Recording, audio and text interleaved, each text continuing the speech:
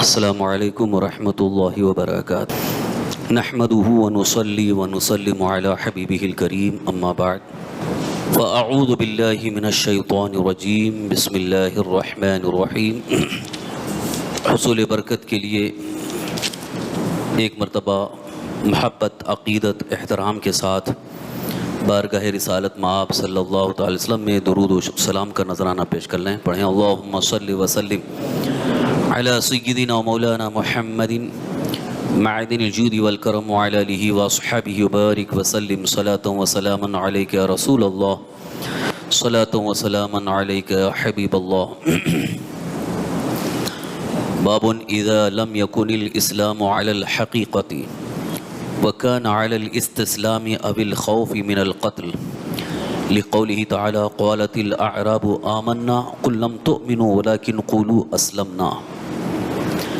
فسماهم المؤمنين فإذا كان على الحقيقة فهو على قوله جل ذكره إن الدين عند الله الإسلام ومن يبتغي غير الإسلام دينا فلن يقبل منه۔ صحیح بخاری شریف کتاب الایمان باب نمبر 19۔ آج ایک نیا باب شروع ہو رہا ہے، نئے باب کا آغاز ہو رہا ہے۔ میں نے شروع میں آپ کو بتایا تھا حضرت امام بخاری رحمۃ اللہ علیہ کہ اس حدیثوں کو جمع کرنے کا ایک خاص طریقہ یہ ہے کہ ایک عنوان مقرر کرتے ہیں، اسی عنوان کے تحت جو حدیثیں آتی ہیں ان کو درج فرماتے ہیں۔ جیسے اس سے پہلے والا جو باب تھا اس میں عنوان جو مقرر کیا گیا تھا باب من قال ان الایمان هو العمل، کہ جن حضرات نے یہ فرمایا کہ ایمان عمل کا نام ہے، تو اس باب کے متعلق جو حدیث آئی اس کو آپ نے درج فرمایا۔ اب یہ 19واں باب عنوان یہ ہے جب اسلام سے اس کا حقیقی معنی مراد نہ ہو، ظاہری اطاعت مراد ہو یا قتل کیے جانے کا خوف مراد ہو، یعنی اسلام جب بولا جاتا ہے ایمان تو اس کا ایک حقیقی معنی ہے۔ حقیقی معنی یعنی جو اصل معنی ہے وہ ہے دل سے اس بات کو قبول کر لینا کہ اللہ ایک ہے۔ جو بھی ہمارے ایمانی عقیدے ہیں ان کو دل سے مان لینا، اسی کا نام اسلام ہے، اسی کا نام ایمان ہے۔ لیکن کبھی کبھی معاملہ یہ آتا ہے کہ انسان دل سے مانا ہے کہ نہیں یہ تو ہم کو پتہ نہیں چلے گا، صرف زبان سے بول رہا ہے۔ تو ایک تو ہوتا ہے ظاہری طور پر اطاعت کرنا، ظاہری طور پر اطاعت یعنی عمل اس کا اسلام یا مسلمانوں جیسا ہے تو اسے مسلمان سمجھا جائے۔ اب دل میں کیا ہے وہ اللہ ہی بہتر جانے۔ تو کبھی حکم شرع نافذ کرنے کے لیے، شریعت کا حکم نافذ کرنے کے لیے، شریعت کا حکم نافذ کرنا مطلب یعنی ایک مسلمان ہونے کی حیثیت سے اس کے لیے جو بھی احکام ہیں، جیسے نماز جنازہ کا مسئلہ ہے، نکاح کا مسئلہ ہے، اور بیمار ہونے کی صورت میں عیادت کا مسئلہ ہے، یہ سارے جو اسلامی حقوق ہیں جن کے ساتھ حقوق ادا کرنے کا حکم دیا گیا ہے، وہ ظاہری طور پر اگر اس کا اسلام یعنی مکمل طور پر احکام اسلام پر نظر آ رہا ہے تو اس کے لیے ظاہر پر فتویٰ یہی ہوتا ہے کہ اس کے لیے مسلمانوں جیسا رویہ رکھا جائے گا، انتقال ہو جائے تو نماز جنازہ وغیرہ کا مسئلہ ہے۔ لیکن اب دل میں اس کے کیا ہے یہ اللہ بہتر جانتا ہے، اس لیے ظاہر پر دل کا حکم نہیں لگایا جا سکتا ہے۔ تو اسی عنوان کو حضرت امام بخاری رحمۃ اللہ علیہ نے یہاں پر درج فرمایا ہے۔ اب اس عنوان کے تحت جو حدیث پاک آئی ہے اس حدیث پاک کو آپ سمجھیں گے انشاءاللہ تو بات پوری طرح سے کھل کر کے سامنے آ جائے گی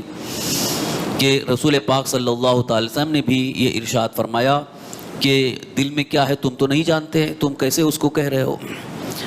تو اس کا مطلب یہ ہے کہ دل کا حال اللہ بہتر جانتا ہے اور ہمارے لیے ظاہری چیز کا حکم ہے۔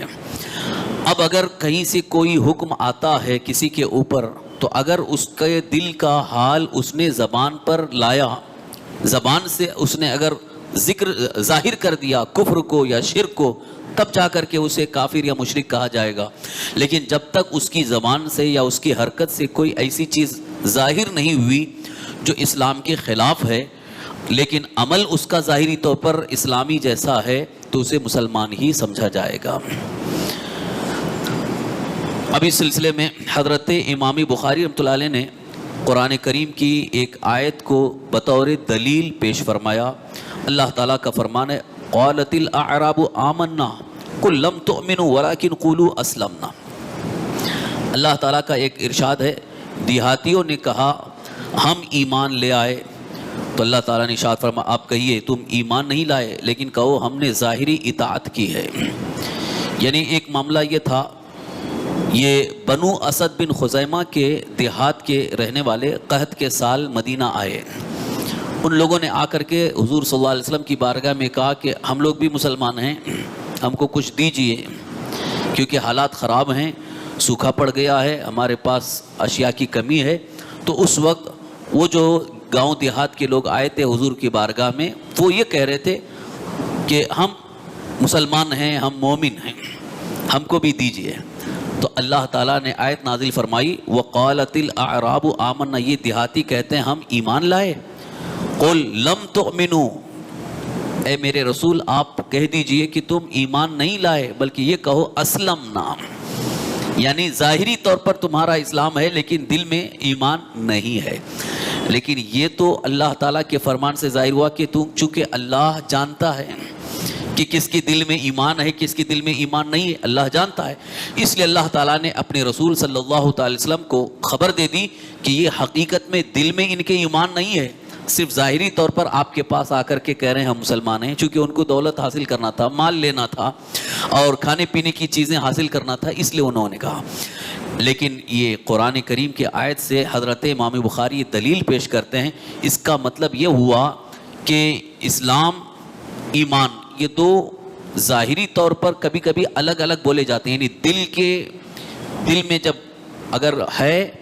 یعنی اللہ پر، اللہ کے رسول صلی اللہ علیہ وسلم پر ایمان تو اس کو ایمان کہا جائے گا، اور دل میں نہیں ہے صرف اور صرف ظاہر دکھا رہا ہے اسلامی احکام جیسے عمل کر رہا ہے تو اسے اسلام کہا جائے گا یا مسلمان کہا جائے گا.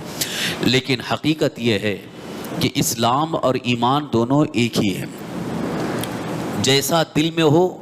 ویسا ہی اس کا ظاہر بھی ہو تو ہی اسے مسلمان اور مومن کہا جائے گا. جیسے اگر دل میں بھی اس کے ایمان ہے اور زبان سے بھی کلمہ پڑھتا ہے، احکام اسلام کو مانتا ہے، کوئی بھی ضروریات دین میں سے کسی چیز کا بھی انکار نہیں کرتا ہے تو وہ مسلمان ہے، وہ مومن ہے. ہاں اگر ضروریات دین میں سے کسی ایک کا بھی انکار کیا تو اب وہ مسلمان نہیں رہ جائے گا بلکہ وہ دائرہ اسلام سے خارج ہو کر کافر ہو جائے گا. یہ عنوان ہے. اسی عنوان کے تحت حضرت امام بخاری رحمۃ اللہ علیہ حدیث پاک لا رہے ہیں. حدثنا ابو الیمان قال اخبرنا شعیب عن الزہری قال اخبرني عامر بن سعد بن ابی وقاص عن سعد رضی اللہ تعالی عنہ ان رسول اللہ صلی اللہ علیہ وسلم اعطى رهطا وسعد جالس فترك رسول الله صلى الله عليه وسلم رجلا هو اعجبهم الي فقلت يا رسول الله ما لك عن فلان فوالله اني لاراه مؤمنا فقال أو مسلما فسكت قليلا ثم غلبني ما أعلم منه فعدت لمقالتي فقلت ما لك عن فلان فوالله إني لأراه مؤمنا قال أو مسلما ثم غلبني ما أعلم منه فعدت لمقالتي وعاد رسول الله صلى الله عليه وسلم ثم قال يا سعد إني لأعطي الرجل وغيره أحب إلي منه خشية أن يكبه الله في النار صدق رسولنا صلی اللہ علیہ وسلم. صحیح بخاری شریف کی حدیث نمبر 28 ایک بڑی طویل، یعنی پچھلی حدیثوں کے بنسبت یہ تھوڑا سا طویل ہے. اس کا خلاصہ مفہوم پہلے عرض کر دیتا ہوں تو پھر ترجمہ کرنے میں اور آپ کو ترجمے کو سمجھنے میں آسانی ہو جائے گی. اللہ کے رسول سرور کائنات صلی اللہ تعالی وسلم تشریف فرما ہیں اور صحابہ بھی بیٹھے ہوئے ہیں. تو کچھ حضور کے پاس مال غنیمت کا کچھ حصہ بچا ہوا تھا. مال غنیمت جو بھی آتا تھا حضور تقسیم کر دیتے تھے، صحابہ میں بانٹ دیتے تھے۔ تو ایک مرتبہ کچھ آپ کے پاس مال غنیمت کا کچھ حصہ باقی تھا، وہ تقسیم کر رہے تھے، بانٹ رہے تھے۔ تو جب حضور بانٹ رہے تھے تو صحابہ میں ایک تو وہ حضرات تھے جو شروع سے اسلام لائے، یعنی جو پختہ ایمان والے، بڑے بڑے جن کو ہم اپنی زبان میں کہتے ہیں سینئر صحابہ، حضرت ابوبکر صدیق ہیں، حضرت عمر فاروق ہیں، حضرت عثمان غنی، جو سینئر صحابہ بھی ہیں، اور کچھ جو ابھی ابھی اسلام میں داخل ہوئے تھے، نو مسلم تھے لیکن صحابی وہ بھی تھے۔ تو صحابیت کا شرف دونوں کو حاصل ہے، ایک جو پہلے ایمان لائے، جن کا ایمان بھی پختہ ہے، جنہوں نے حضور صلی اللہ علیہ وسلم کی صحبت میں رہ کر بہت کچھ علم حاصل کیا، دین سیکھا، اور کچھ وہ جو ابھی ابھی نئے نئے اسلام قبول کر کے آئے ہوئے تھے۔ تو جب حضور تقسیم کرنے لگے تو ان کو پہلے دینے لگے، جو تقسیم کر رہے تھے، جن کو یہ جو حضرات ابھی ابھی ایمان لائے تھے، نو مسلم تھے، ان کو دے رہے تھے، لیکن ان میں سے ایک صاحب جو سینئر صحابہ میں سے تھے ان کو حضور نے نہیں دیا۔ تو حضرت سعد بن ابی وقاص، یہ حضور صلی اللہ علیہ وسلم کے جلیل القدر صحابی، یہ بھی سینئر صحابہ میں سے، سینئر صحابہ میں حضرت سعد بن ابی وقاص اگر اس طرح سے دیکھا جائے تو حضور صلی اللہ علیہ وسلم کے رشتے میں اس طرح سے ہوتے ہیں کہ حضور کی جو والدہ ہیں حضرت آمینہ رضی اللہ تعالیٰ، ان کے چچا زاد بھائی ہوتے ہیں، یعنی ایک رشتے میں حضور صلی اللہ علیہ وسلم کے ماموں ہوئے حضرت سعد بن ابی وقاص۔ تو حضرت سعد بن ابی وقاص رضی اللہ عنہ جو سینئر صحابہ میں ہیں، جلیل القدر صحابی ہیں، انہوں نے حضور سے عرض کیا، یا رسول اللہ آپ ان کو کیوں نہیں دے رہے؟ جو یہ بیٹھے ہوئے ہیں ان کو آپ نہیں دے رہے ہیں، یہ حضرات کو دے رہے ہیں، جبکہ ان کی قربانیاں زیادہ ہیں، یہ سینئر ہیں اور یہ زیادہ دین کی خدمت کر چکے، ان کو کیوں نہیں دے رہے ہیں؟ تو حضرت سعد سمجھے کہ شاید حضور ان کو مسلمان نہیں سمجھ رہے ہیں، جن کو حضور نے نہیں دیا، حضرت سعد یہ سمجھے کہ شاید حضور نے ان کو کیونکہ پہچان نہیں رہے ہیں یا ان کو مسلمان نہیں سمجھ رہے ہیں۔ تو حضرت سعد سفارش کرتے ہوئے کہتے ہیں، میں ان کو مومن جانتا ہوں، یعنی میرے علم میں ہے کہ یہ اچھے پختہ ایمان والے ہیں۔ تو حضور نے فرمایا کہ ہاں ہاں مسلمان ہیں، تم مومن کہہ رہے ہو، میں کہتا ہوں مسلمان ہیں۔ پھر حضور تقسیم کرنے لگے تو ان کو چھوڑ دیے، ان کو نہیں دیے، جو حضرات نو مسلم تھے ان کو دے رہے ہیں۔ تو حضرت سعد کو برداشت نہیں ہوا، پھر انہوں نے عرض کیا، یا رسول اللہ ان کو آپ نہیں دے رہے، میں ان کو صاحب ایمان جانتا ہوں، پکے مومن ہیں۔ حضور نے فرمایا ہاں مسلمان ہیں۔ تیسری مرتبہ بھی دیا، تیسری مرتبہ بھی حضور نے تقسیم کیا تو انہی حضرات کو دیے، ان کو نہیں دیے۔ تو سرکار دو عالم صلی اللہ تعالی وسلم سے جب حضرت سعد نے تیسری بار بھی عرض کیا تو حضور نے فرمایا ہاں میں جانتا ہوں، معاملہ یہ ہے کہ میرے نزدیک سب کا حال بالکل کھلا ہوا ہے، دل کا حال میں جانتا ہوں، یہ پختہ ایمان والے ہیں، بالکل پختہ ایمان والے ہیں، اگر میں ان کو نہیں دوں گا تو ان کے دل میں کوئی بدگمانی نہیں ہوگی، اور یہ جن کو میں دے رہا ہوں ابھی بھی اسلام قبول کیا، ابھی ایمان میں داخل ہوئے ہیں، اگر ان کو نہیں دیا تو ان کے دل میں بدگمانی پیدا ہو جائے گی، اور بدگمانی رسول کے متعلق پیدا ہونا یہ تو ایمان سے جانے کا خطرہ ہے، اور اس کی وجہ سے وہ جہنم میں چلے جائیں گے، اس لیے میں ان کو دے رہا ہوں اور ان کو نہیں دے رہا ہوں، اور ان کو نہیں دوں گا تو وہ اس بات پر پورا یقین رکھیں گے کہ حضور کا عطا کرنا بھی ہمارے لیے کرم ہے اور نہ دینا بھی کرم ہے۔ لیکن جو نو مسلم تھے ان کو نہ دینا یہ ان کے لیے، یعنی وہ ان کے حق میں نقصان دہ ہو سکتا تھا، کیونکہ نہیں دیے تو فوراً آدمی کے دل میں ایک خیال آتا نا، ارے مجھے کیوں نہیں دے رہے ہیں۔ جیسے کبھی کبھی ایسا ہوتا ہے، نیاز تقسیم کی جا رہی ہے، اگر کسی صاحب کو نہیں ملے تو وہ بدگمانی کی شکار ہو جاتے ہیں، دیکھو یہ ان کے جو خاص تھے ان کو دے دیا اور ہم کو نہیں دیے۔ انسانی مزاج ہے، انسانی فطرت ہے، انسان کچھ بھی سوچ لیتا ہے، لیکن نبی پاک صلی اللہ تعالی وسلم کے بارے میں ایسی اگر بدگمانی پیدا ہو گئی، برا گمان بھی اگر پیدا ہو گیا، وہ گیا جہنم میں، چاہے وہ بارگاہ مصطفیٰ میں بیٹھا ہو، لیکن اگر اس کے دماغ میں کوئی ایسی بدگمانی پیدا ہو گئی تو اس کی وجہ سے اس کے ایمان جانے کا خطرہ ہے، جہنمی ہونے کا اندیشہ ہے، اس لیے حضور نے واضح کر دیا کہ میں ان کو اس لیے دے رہا ہوں تاکہ ان کے دل میں کوئی بدگمانی نہ پیدا ہو، بدگمانی پیدا ہونا ان کے لیے خطرہ ہے۔ بہرحال حضرت امام بخاری رحمۃ اللہ علیہ نے اس حدیث کو یہاں پیش کر کے اصل جو ان کو بتانا تھا وہ یہ تھا کہ حضرت سعد جب کہہ رہے تھے انی لأراہ مؤمنا، حضرت سعد جب سفارش کر رہے تھے ان کے بارے میں تو حضور سے وہ کہہ رہے تھے یا رسول اللہ میں ان کو مومن جانتا ہوں، مومن جانتا ہوں۔ تو حضور نے فرمایا اوا مسلمن، یعنی مسلمان ہیں۔ مطلب یہ ہوا کہ اے سعد تم تو ظاہر میں دیکھ رہے ہو، تو ظاہر میں وہ تو مسلمان آپ کو نظر آ رہے ہیں، تو دل کو تم نہیں دیکھ رہے ہو۔ اس لیے حضور نے فرمایا کہ ظاہر پر جب کسی کا حکم ہوتا ہے تو اسے مسلمان ہی کہا جائے گا، لیکن مومن کہنے کے لیے کہ اس کے دل میں بھی ایمان ہو تب جا کے مومن کہا جائے گا۔ اس دور میں چونکہ حضور اکرم صلی اللہ تعالی وسلم بنفس نفیس موجود تھے، جس کے بارے میں حضور نے کہہ دیا یہ مومن ہے تو وہ دل سے بھی مومن ہے اور ظاہر بھی مومن ہے، اور جس کے بارے میں حضور نے کہہ دیا کہ یہ مومن نہیں ہے، چونکہ اللہ تعالیٰ نے سب کی دلوں کو حضور کے سامنے کھول کر کے رکھ دیا کہ ان کے دل میں ایمان نہیں ہے، نفاق ہے، منافق ہے، تو حضور جان جاتے تھے کہ یہ مومن نہیں ہے۔ لیکن آج کے دور میں اب ہم کو یہ اختیار نہیں ہے کہ ہم کسی کے مومن ہونے کے متعلق یا اس کے متعلق یہ کہہ سکیں کہ دل میں اس کے نہیں ہے، لہذا یہ صرف ظاہری طور پر ہم کو دکھا رہا ہے، ہم یہ نہیں کہہ سکتے۔ دل میں کیا ہے وہ اللہ ہی بہتر جانتا۔ ہاں اگر اس کی زبان سے یا اس کے کردار سے، اس کے عمل سے کوئی ایسی چیز ظاہر ہوئی تب جا کر کے اس پر حکم دیا جائے گا۔ جیسے ابھی چند سالوں میں کچھ معاملات سامنے آئے تو کفر کا فتویٰ وغیرہ جن لوگوں پر آیا، اس کی ایک وجہ تھی کہ انہوں نے اپنے ہاتھ سے تحریر سے یہ ظاہر کیا کہ حضور صلی اللہ علیہ وسلم کی شان میں توہین اور گستاخی لکھی، تو جن لوگوں نے کتاب میں تحریر میں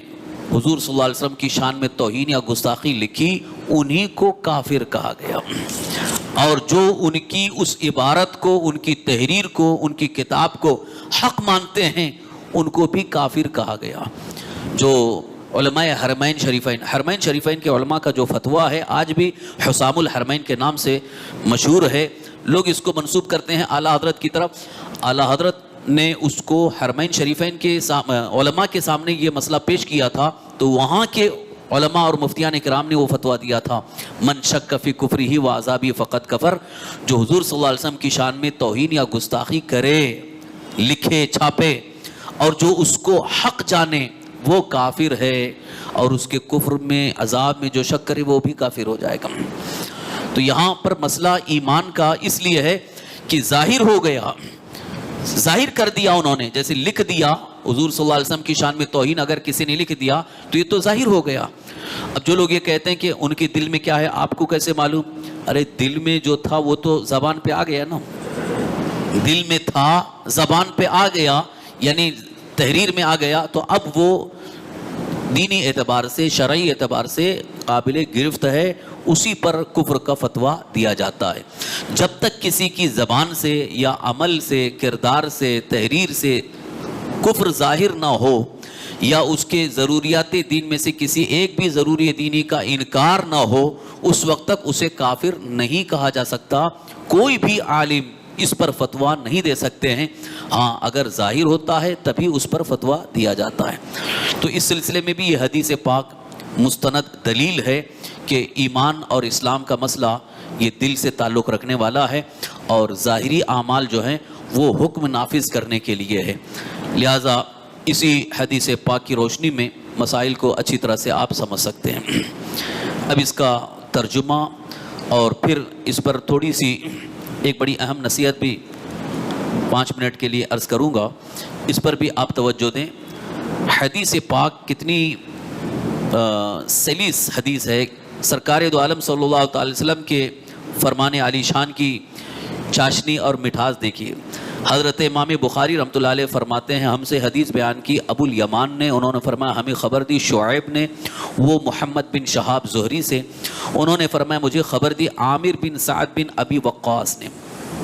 یہ حضرت سعد بن ابی وقاص کے بیٹے عامر بن سعد بن ابی وقاص، انہوں نے خبر دی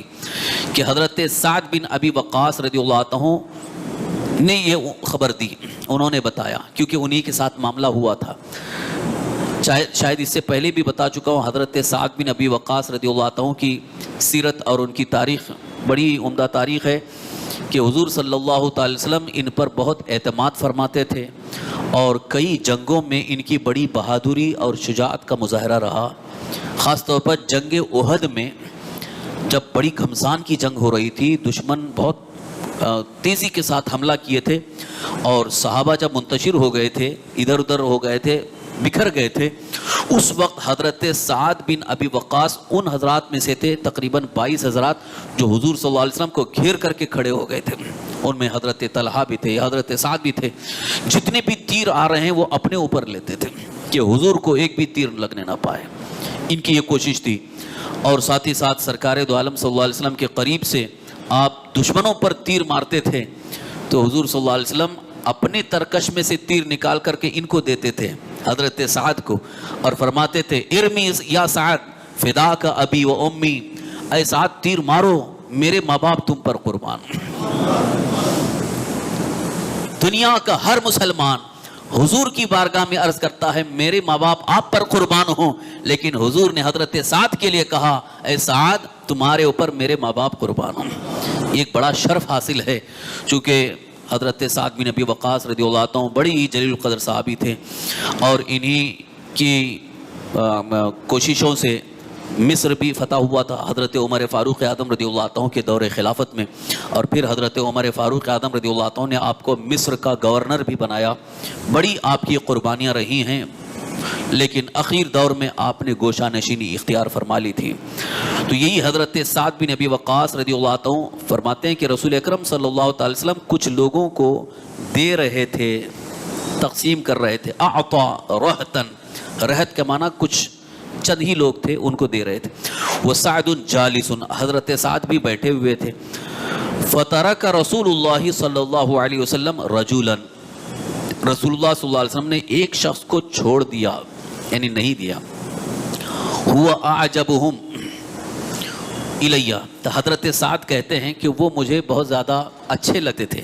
یعنی ان کی نیت کے اعتبار سے، ان کے عمل کے اعتبار سے، کردار کے اعتبار سے بڑے اچھے انسان تھے. تو حضرت سعد کہتے ہیں ہوا اعجبہم الیہ،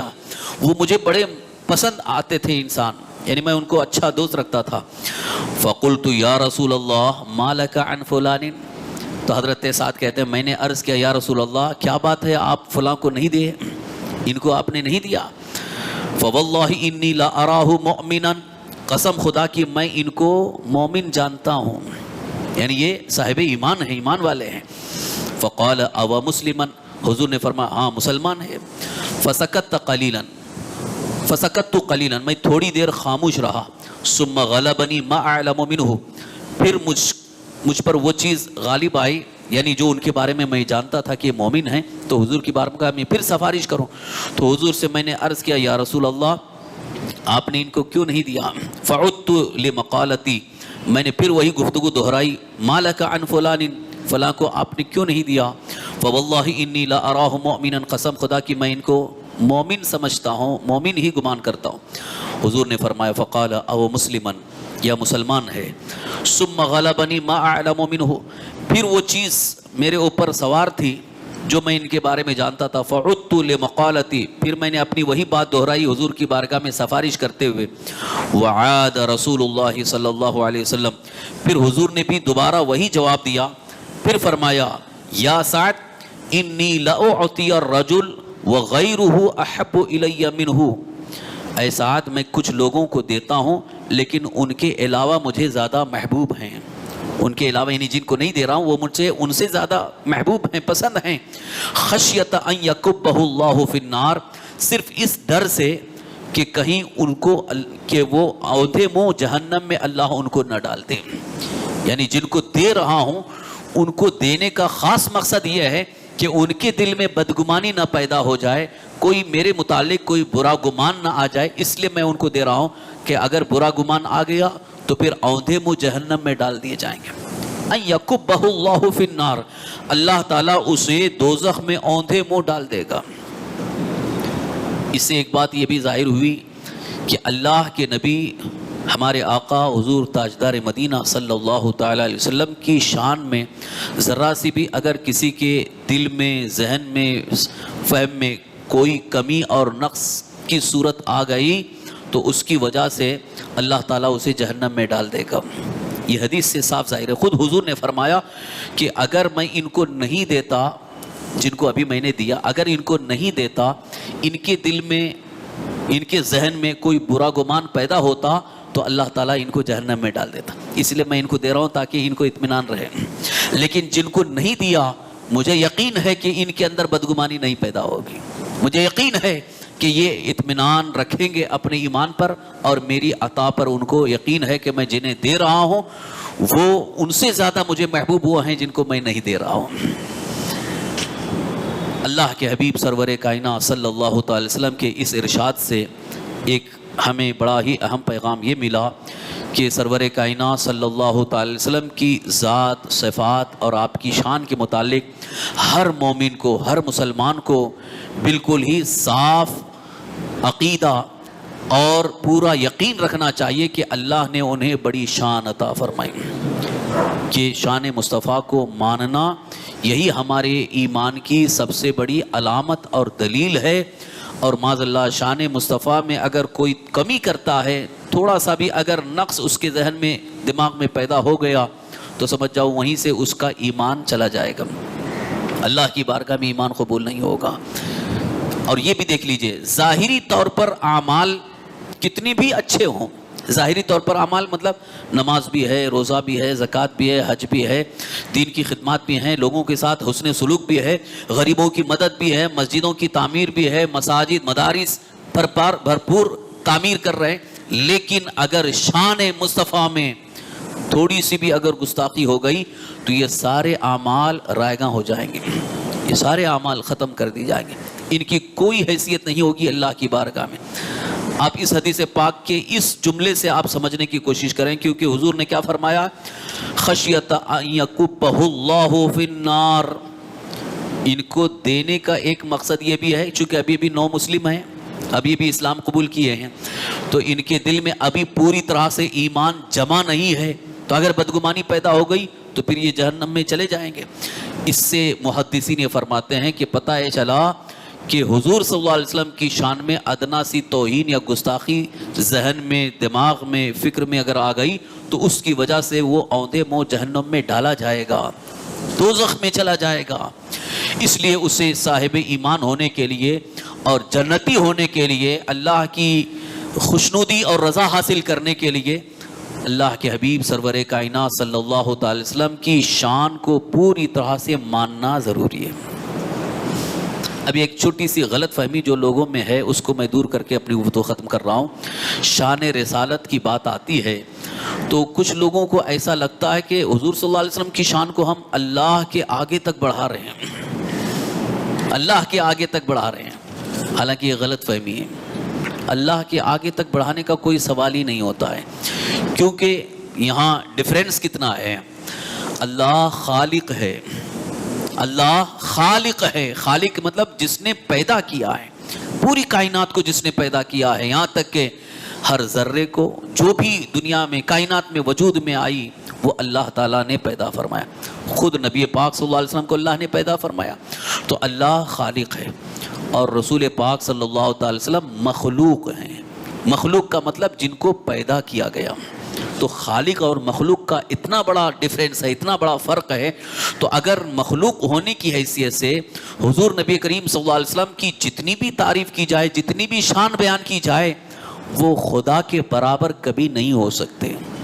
وہ خالق ہے اور حضور مخلوق ہونے کی حیثیت سے، یعنی مخلوق میں اللہ کی پیدا کی ہوئی چیزوں میں اللہ نے ان کو بڑی شان عطا فرمائی۔ اسی لیے بڑے عظیم شاعر حضرت علامہ شیخ سعدی رحمۃ اللہ علیہ نے بھی یہ کہا، بعد از خدا بزرگ توئی قصہ مختصر، بعد از خدا بزرگ توئی قصہ مختصر، خداوند قدوس کے بعد جو کچھ بھی مقام و مرتبہ ہے بس آپ کا ہے۔ اللہ کے رسول صلی اللہ علیہ وسلم کی بارگاہ میں ہمارا ایمان اور ہمارا عقیدہ یہ ہو کہ اللہ تعالیٰ کی مخلوق میں سب سے افضل و اعلیٰ ہیں، سب سے بہتر ہیں، اور ساری خوبیاں سارے کمالات اللہ نے ذات مصطفیٰ میں جمع فرما دیے ہیں۔ اب کمی اور نقص ڈھونڈنے کی ضرورت نہیں ہے۔ جو لوگ ابھی بھی نقص اور کمی ڈھونڈ کر کے وہ یہ دکھانا چاہتے ہیں کہ ہم صرف اللہ کی عظمت کو مانتے ہیں، لیکن ادھر یاد رکھیے، اگر کوئی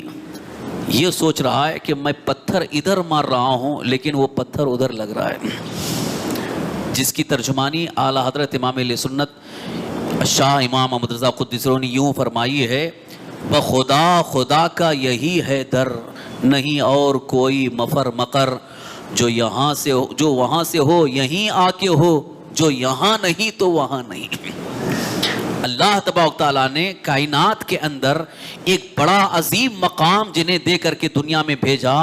وہ اللہ کی دلیل بن کر کے آئے ہیں، لہذا حضور پر کوئی حملہ کرتا ہے تو وہ ڈائریکٹ شان خداوندی پر حملہ ہے۔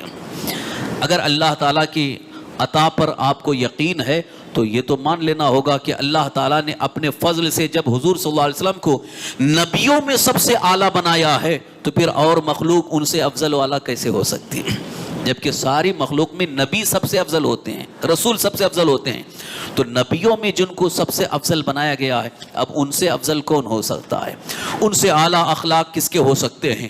ان سے بہتر خوبیاں کن کے اندر ہو سکتی ہیں؟ لہذا اس بات کو ماننا ضروری ہے کہ اللہ تعالیٰ نے کائنات میں روئے زمین پر، عرش پر جتنی بھی اپنی مخلوق پیدا فرمائی ہے، سب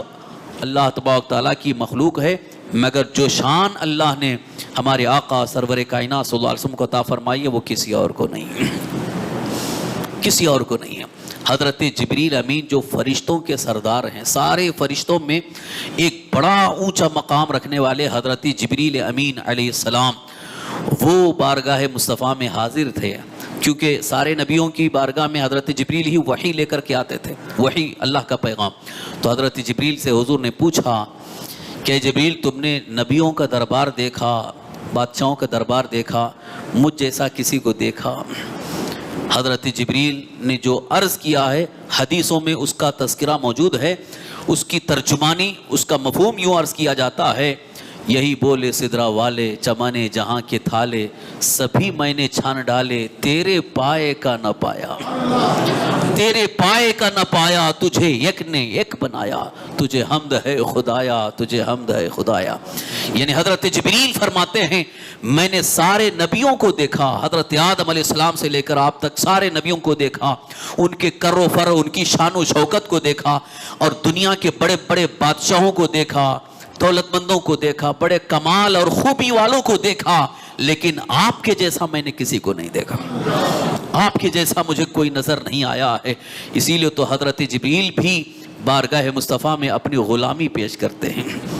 وہ سرکار دو عالم صلی اللہ علیہ وسلم کی غلامی تو تھی، اور ساتھ ہی ساتھ حضرت جبریل کا عالم یہ ہے کہ بارگاہ مصطفیٰ میں یوں عرض کرتے ہیں: یا رسول اللہ، آپ کی امت جب پل صراط پر گزر رہی ہو اس وقت مجھے اپنے پروں کو، اپنے بازوں کو بچھانے کا موقع مل جائے۔ شان مصطفیٰ آپ ذرا اندازہ لگائیں۔ تو جو لوگ ابھی بھی نقص اور کمی ڈھونڈنے میں لگے ہیں وہ اپنے ایمان کا علاج کر لیں، ان کے ایمان کا کوئی ٹھکانہ نہیں رہ گیا ہے۔ اللہ انہیں